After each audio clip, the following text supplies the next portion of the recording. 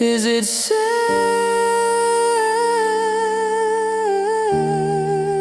The path is made of sand. That's worse. This sand hurts. So let's do the Fisherman's Trail. It's an amazing hike. It's so cool. The scenery is incredible, but the problem is there's a lot of sand. I've done it 3 times, so I've learned a lot of things about what you should do to protect your feet, and I'm gonna share it here in this video so that hopefully it makes your trek more enjoyable. And if you stick around to the end, I actually have a whole tutorial about walking in the sand and how to make it better. So if you want to be a real profi at saving your feet on the Fisherman's Trail, make friends with a local taxi driver. Because then if someone in your group is like, oh man, I got hurt surfing yesterday on our 0 day, but I don't want to screw up all of our plans, voila. They can just be transported with the luggage to the next destination. Have you thought about getting your pedicure before the trek instead of after? This is a great idea. Either get one or do a DIY, but make sure you take really good care of your feet before you come. A lot of people show up and their toenails are just like, they're too long, or they've got that fake stuff on it and it gets in the way, or they've got like some hangnails or something. Also, they don't really know what their feet look like before the trek. So they don't know what to look for as far as a hot spot that's coming along.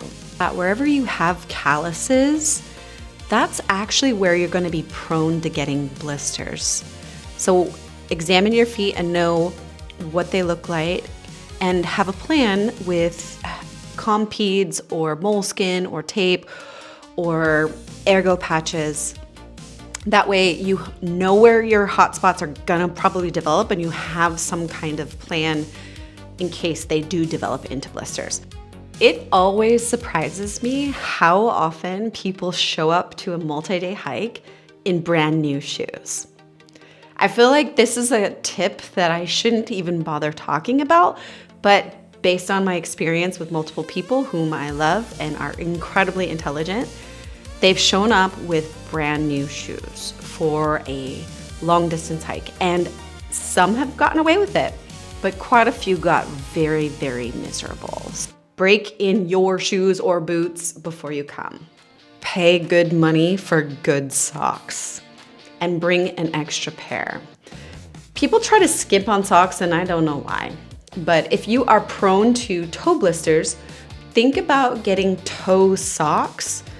I've tried them, I can't handle them, they really bother me, but I don't get a lot of toe blisters, so I'm not that desperate. But if you do get toe blisters, people swear by them like crazy. Another thing is if you get other kinds of blisters and they're quite frequent, you can take a sock liner, like a thin sock, and put it underneath and then put another sock on top. I'm going to stop this program for a public service announcement to all the women out there. This is what's called a Kula cloth or a P-rag.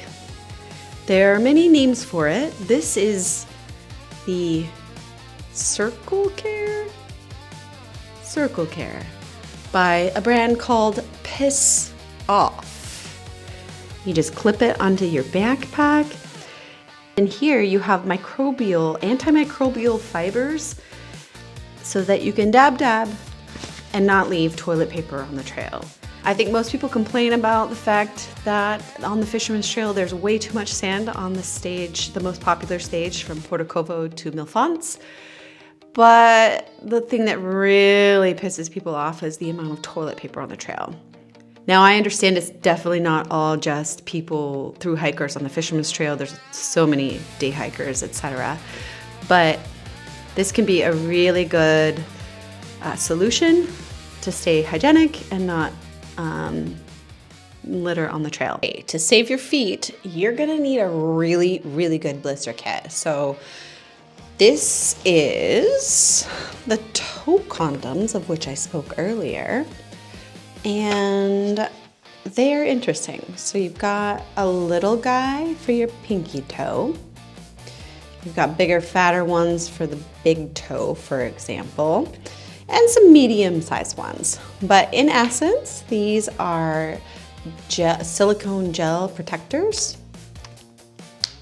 Basically condoms for your toes, but boy, what a lifesaver.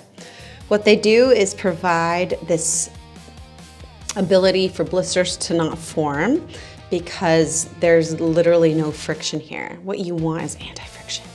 You want slipperiness in order not to have blisters form. Another part of the blister kit is in German, it's a Blasenstopper, or I think in English, a ergo patch. Maybe that's a brand name, like a Band-Aid or something.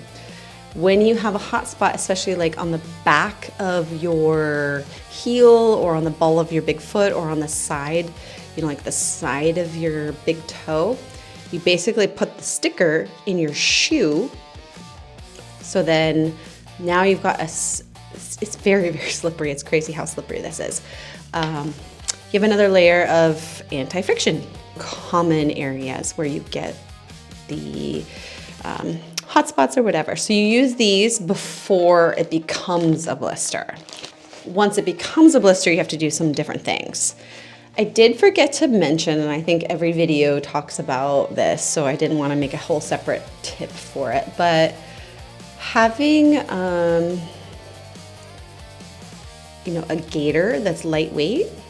So basically this, you put on like a sock and you can tighten it back here, whatever. But this part goes on the front of your shoe and this part goes underneath your heel. Even wearing these, I still had to empty my shoes quite a bit, but I do think it was cut in half. I don't mind stopping and taking my shoes off though. I kind of like it. My family members with the exact same shoes, so the La Sportiva Ultra Raptor 2s, which are awesome shoes, love them. You can watch the review here. They had the Gore-Tex version of it and they never had to empty their shoes once. When I was not using gaiters, I tried using long pants. So like every hiking pant is long on me because I have short legs and a long torso. So I just wore my pants and I put my pants over the top of the shoe. And that worked, to be honest, I feel like it worked about the same. I did buy some special pants based on a blogger's advice, like the first time I went, where it had like an elastic band on the bottom, and they were expensive and they sucked. And other parts of the blister kit would be, once the blister has happened, some Compeed patches.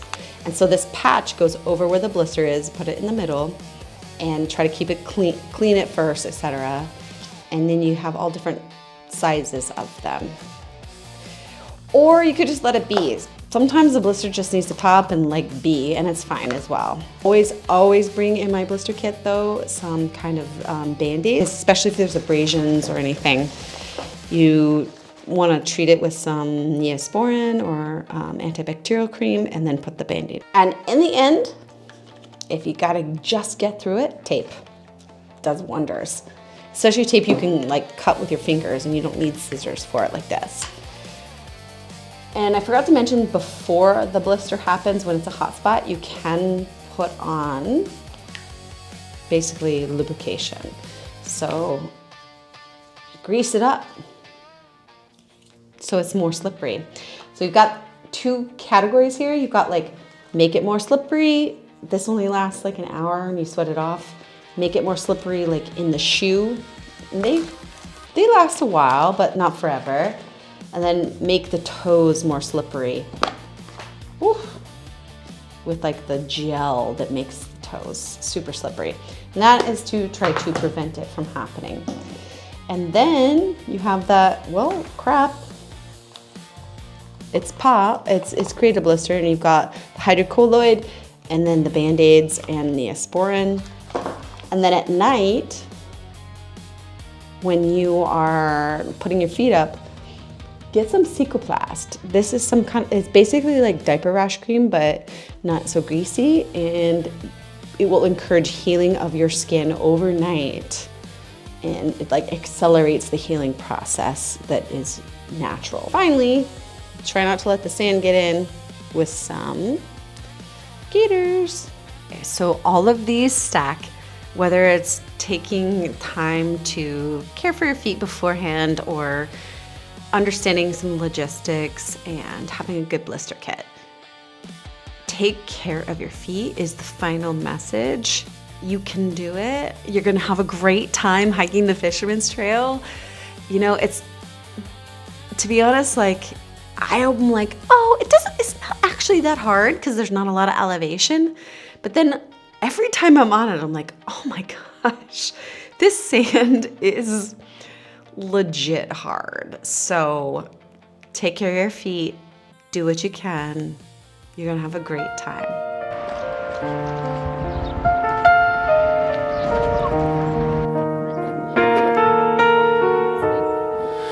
My feet don't hurt